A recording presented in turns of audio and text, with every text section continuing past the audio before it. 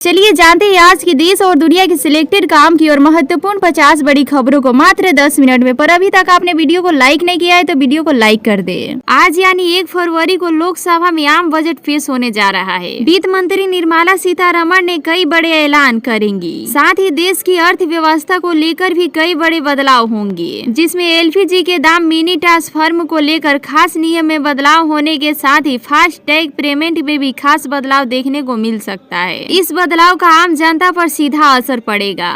संसद के बजट सत्र आज से शुरुआत हो गई। इससे पहले राष्ट्रपति द्रौपदी मुर्मू ने संसद के दोनों सदनों को संबोधित करते हुए मोदी सरकार के 10 साल के कामकाज का हिसाब किताब दिया। इस दौरान उन्होंने कहा कि वित्तीय वर्ष भारत के लिए ऐतिहासिक उपलब्धियों से भरा रहा है। हमारी सरकार ने रिफॉर्म, परफॉर्म और ट्रांसफॉर्म के अपने कमिटमेंट को लगातार जारी रखा है। इसके साथ ही राष्ट्रपति द्रौपदी मुर्मू ने कहा कि नए सदन में उनका यह पहला संबोधन है। यहाँ सदनीय परंपराओं का गौरव और एक भारत श्रेष्ठ भारत की महक है। दुनिया में गंभीर संकटों के बावजूद भारत तेजी के साथ विकसित हो रहा है। मुख्यमंत्री योगी आदित्यनाथ ने मंगलवार को शहीद स्मारकों में आयोजित शहीदों के श्रद्धांजलि कार्यक्रम में शामिल हुए। मुख्यमंत्री ने राष्ट्रपति महात्मा गांधी के चित्र पर पुष्पार्चन किया। CM ने यहां दीप प्रज्वलित किया, फिर गौमती मैया के पूजा अर्चना भी की।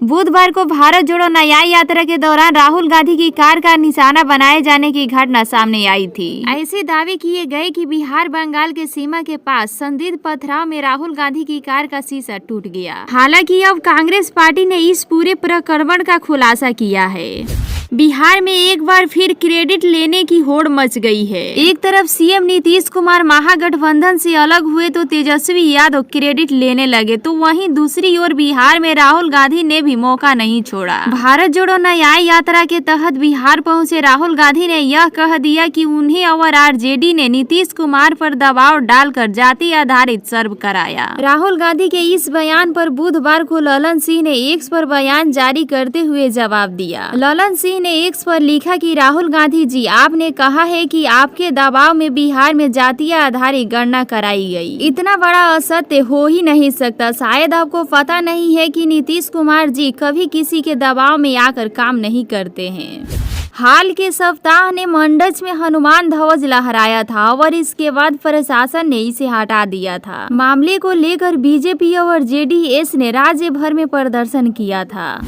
ज्ञान वापी मामले में हिंदू पक्ष को बड़ी जीत मिली है। जिस अदालत ने ज्ञान वापी के तहखाने में पूजा पाठ करने की इजाजत दे दी है, 7 दिनों में जिस प्रशासन को इसके लिए व्यवस्था करने का निर्देश दिया है, वित्त मंत्री निर्मला सीतारमण 1 फरवरी यानी आज से सुबह 11 बजे केंद्रीय बजट 2024 पेश करने वाली है। निर्मला सीतारमण का यह 6ठा बजट है। इस साल अप्रैल मई में लोकसभा चुनाव होने वाला है, इसलिए लिहाज से इस बजट को खास माना जा सकता है। केंद्र सरकार अंतिम बजट में बड़ी राहत की घोषणा कर सकती है। हम जिस दुनिया में रहते हैं उसे लेकर काफी कुछ कहा जाता है। कुछ लोग कहते हैं कि हर चीज का अंत होता है और एक दिन दुनिया का भी अंत होगा। कुछ लोग उस दिन को कयामत, तो कुछ लोग प्रलयकारी दिन कहते हैं। हालांकि डायनासोर को लेकर असाधारणाएं बताई जाती है। उसमें सबसे मान्य थ्योरी ये है कि विशाल उल्का पिंड के टकराने के बाद ही उनका अस्तित्व खत्म हुआ होगा।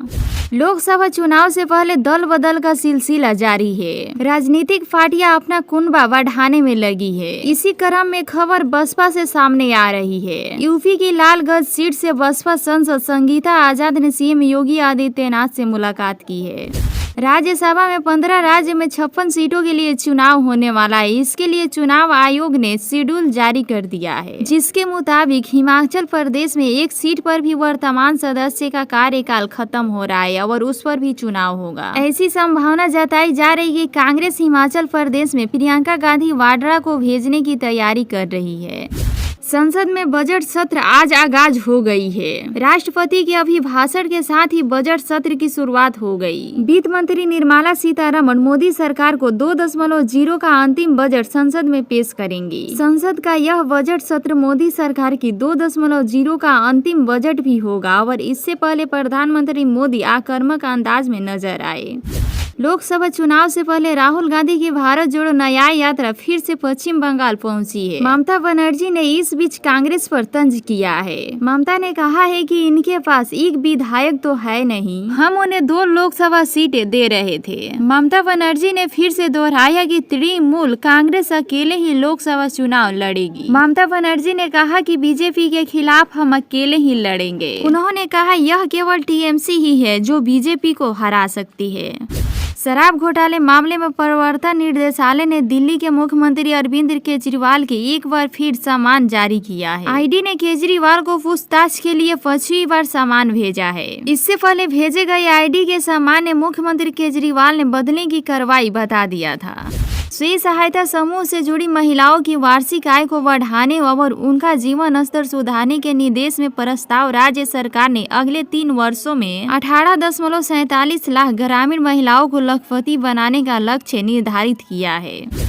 रामनगरी को 1 फरवरी से 8 नई उड़ानें मिल जाएंगी। अयोध्या में स्पेशल जेट एयरलाइन 1 फरवरी से उड़ानें भरने जा रही है। अयोध्या नए हवाई रूटों से भी जुड़ेगी। स्प्राइट जेट अयोध्या चेन्नई, जयपुर, पटना, दरभंगा से जोड़ेगी। अभी तक इन नई स्थानों में अयोध्या के लिए उड़ानें नहीं थी। इसके साथ ही दिल्ली, अहमदाबाद, मुंबई और बेंगलुरु के लिए एक्सप्रेस जेट की उड़ानें आरंभ हो जाएंगी। 350 मुस्लिम श्रद्धालु 6 दिन की पद यात्रा कर मंगलवार को लखनऊ से अयोध्या रामलला के दर्शन को पहुंचे। दल का नेतृत्व राष्ट्रीय मुस्लिम मंच के राष्ट्रीय संयोजक राजा रईस और प्रांत आयोजक शेख अली खान ने किया। दर्शन के बाद सभी श्रद्धालुओं की आंखों में गर्व के आंसू और जीवा पर श्री राम का नाम था।